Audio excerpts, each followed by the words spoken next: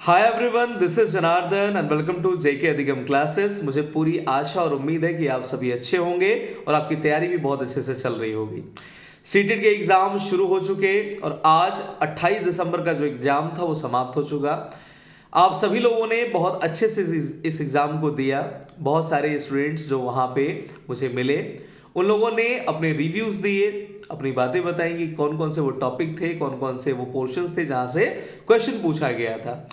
तो कुल मिला के जो मैं निष्कर्ष निकाल पाया हूँ, इस बार का 28 तारीख का जो पेपर था वो इजी टू मॉडरेट था। किसी भी बच्चे ने ऐसा नहीं बताया कि पेपर बहुत हार्ड आया हो।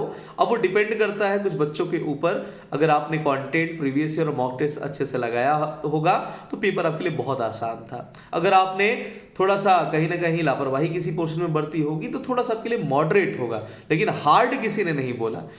सीडीपी का भी वही पोर्शन था। सीडीपी भी बिल्कुल जो है इजी टू मॉडरेट था। आपका ईवीएस भी बिल्कुल इजी टू मॉडरेट था। जिन बच्चों ने भी NCERT previous year question paper लगाए होंगे इनके लिए बहुत आसान। इसके बाद फिर आपका जो है आता है मैथमेटिक्स का पोर्शन। जिन्होंने भी प्रीवियस ईयर क्वेश्चन पेपर लगाया होगा बहुत आसानी से उन लोगों ने इस क्वेश्चन को सॉल्व कर लिया होगा। इसके बाद आपकी रही हिंदी, इंग्लिश और संस्कृत, वो भी बिल्कुल मॉडरेट लेवल की थी जैसा कि हमेशा से वो लोग पूछते आ रहे हैं। रही बात सीडीपी की, तो एक बात मुझे समझ में निकल के, मतलब ये निष्कर्ष आ रहा है निकल के कि सीडीपी से एनसीएफ से क्वेश्चन निकल के आ रहे हैं। एनईपी 2020 से तकरीबन 4 से 5 क्वेश्चंस निकल के आ रहे हैं, अलग अलग विषयों में आपको पूछ रहा है। इसके बाद आपको लेई बाइगोस्की से आज की डेट में क्वेश्चन पूछा, फिर आपको जीन पियाजे से क्वेश्चन पूछा, इसके बाद लॉरेंस कोहलबर्ग से क्वेश्चन पूछा, ग्रोथ एंड डेवलपमेंट से आप क्वेश्चन पूछा, आपका जो है हेरिडिटी से क्वेश्चन पूछा, लर्निंग डिसेबिलिटी से क्वेश्चन पूछा, ठीक है ना। इसी तरीके से आपको अलग अलग सेक्शंस में क्वेश्चन देखने को मिले। तो इसका मतलब बिल्कुल ये नहीं है कि बस इन्हीं टॉपिक्स को आप तैयार करके जाएंगे और अन्य जो टॉपिक है वो छोड़ देंगे। ऐसी गलती बिल्कुल आप मत करिएगा। देखिए, थोड़ा सा इस बात को समझिए। इतने दिनों तक ये एग्जाम सीटेट लेने वाला है तो ऐसा तो होगा नहीं कि एक ही बार एक ही पेपर में सारे टॉपिक उठा के वो डाल दे। जिन टॉपिक को इस बार उसने नहीं डाला है आने वाले एग्जाम में उन टॉपिक को भी वो इंक्लूड करेगा। तो आपने अभी तक जितनी भी चीजें पढ़ी हैं उन सभी चीजों को, सारे कंटेंट को अपने दिमाग में रख के एग्जामिनेशन हॉल में जाएंगे। बिल्कुल ऐसा नहीं करेंगे कि 2-4 वीडियो लास्ट में आपने देख लिए और वही उन्हीं चीजों को उठा के आप एग्जामिनेशन हॉल में पहुंच जाएंगे, ठीक है ना। ऐसी गलती बिल्कुल आपको नहीं करनी है, ठीक है। आपने जितनी चीजें पढ़ी है बिल्कुल निश्चिंत रहिए। क्वेश्चन वहीं से आ रहे हैं। क्वेश्चन का लेवल या एग्जाम का जो लेवल है वो इजी टू मॉडरेट लेवल का ही है, तो बिल्कुल परेशान नहीं होना है। मुझे पूरा विश्वास है जिन बच्चों ने कंटेंट को अच्छे से कवर किया, जिन बच्चों ने प्रीवियस ईयर क्वेश्चंस को कवर किया, जिन्होंने मॉक टेस्ट को कवर किया, उनके कल के भी एग्जाम बहुत अच्छे जाएंगे। मैं पूरा श्योर हूं कि बहुत अच्छे जाएंगे, ठीक है। तो बिल्कुल घबराने की जरूरत नहीं है, पैनिक मत करिए, ठीक है। इसके बाद आराम से, अभी तक आप सभी लोगों के जो प्रिपरेशन है वो पूरा का पूरा वाइंड अप आपने कर लिया होगा।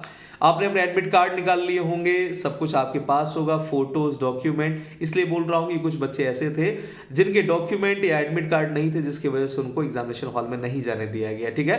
तो आप ऐसी गलती बिल्कुल नहीं करेंगे। अभी रात में ही अपने बैग में वो सारे जरूरी और नेसेसरी जितने भी डॉक्यूमेंट्स हो सब कुछ रख लीजिए कि सुबह बिल्कुल आपको जो है परेशान ना होना पड़े।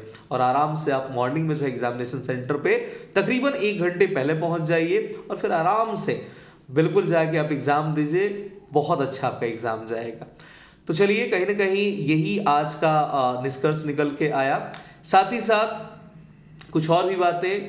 आज सीटेट ने एक पब्लिक नोटिस जारी किया जिसमें उसने पूरा का पूरा जितना भी डेट है वो सब कुछ पब्लिश कर दिया है। तो जिन बच्चों ने अभी तक अपने एग्जाम के डेट को नहीं देखा वो जाके देख सकते हैं। बिल्कुल आप जाके देख सकते हैं कि आपका किस डेट में एग्जाम पड़ा हुआ है, और इस वीडियो के कमेंट सेक्शन में जाके अपने डेट को मेंशन भी करिएगा, ठीक है ना। और दूसरी एक और बात निकल के आ रही है कि कल के एग्जाम के बाद, मतलब 29 तारीख के एग्जाम के बाद अब जो नेक्स्ट एग्जाम होगा वो 9 जनवरी से स्टार्ट हो रहा है, ठीक है ना। 9 जनवरी से आपका एग्जाम स्टार्ट होगा, तो तकरीबन आपको इतने लंबे समय का गैप मिल रहा है। तो बहुत अच्छे से आप प्रिपेयर करिए, प्रीवियस ईयर क्वेश्चन पेपर लगाइए, मॉक टेस्ट लगाइए। देखिए, बार बार मैं कह रहा हूं, आप लोगों ने वीडियो में भी देखा, बच्चों ने बोला कि जिन्होंने प्रीवियस ईयर और मॉक टेस्ट लगाया होगा उनके एग्जाम बहुत अच्छे से जाएंगे। तो बिल्कुल आप लोग मॉक टेस्ट तो बिल्कुल लगाइएगा।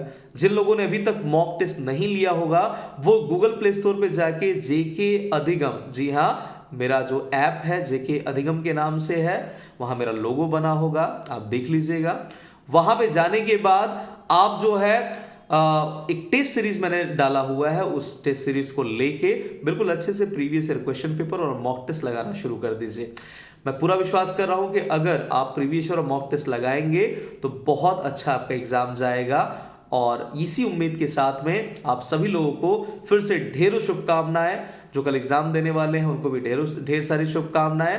मिलते हैं नेक्स्ट वीडियो में। जय हिंद।